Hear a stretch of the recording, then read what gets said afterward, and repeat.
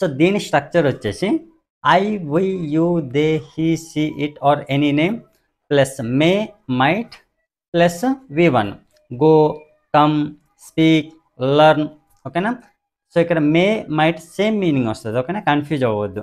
మీరు ఏ ప్లేస్లో ఏది యూస్ చేసినా పర్లేదు. సో కొన్ని సెంటెన్సెస్ చూద్దాం, then you can understand clearly. So first ఐతో ఎగ్జాంపుల్స్ చూద్దాం.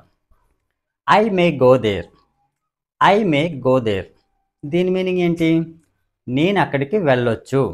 నేను అక్కడికి వెళ్ళొచ్చు. గ్యారెంటీ ఏం లేదు, వెళ్ళొచ్చు వెళ్ళకపోవచ్చు, కానీ నేను అక్కడికి వెళ్ళొచ్చు ఇలాంటి మీనింగ్ వస్తుంది. సో ఇది మనకి పాజిటివ్ సెంటెన్స్, నేను అక్కడికి వెళ్ళొచ్చు అనేది.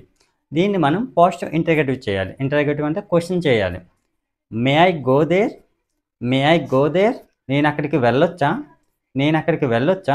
మనం జనరల్గా అంటూ ఉంటాం కదా, may I come here, may I come in, may I come in. నేను రావచ్చా ఇలా అంటాం కదా, అలాగే నేను అక్కడికి వెళ్ళొచ్చా అని.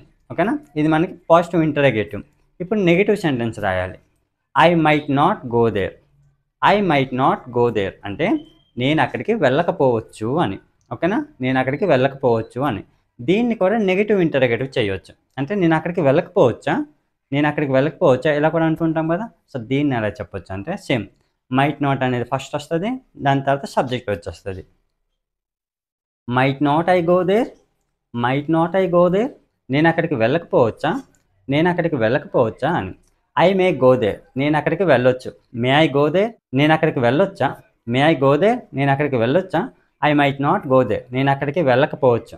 Might not I go there, నేను అక్కడికి వెళ్ళకపోవచ్చా. ఏ స్ట్రక్చర్ నేర్చుకున్నా సరే ఇలా 4 సెంటెన్స్ అనేవి కంపల్సరీ నేర్చుకోవాలి. ఇవన్నీ నోట్బుక్లో రాసుకొని ప్రాక్టీస్ చేస్తూ ఉండాలి.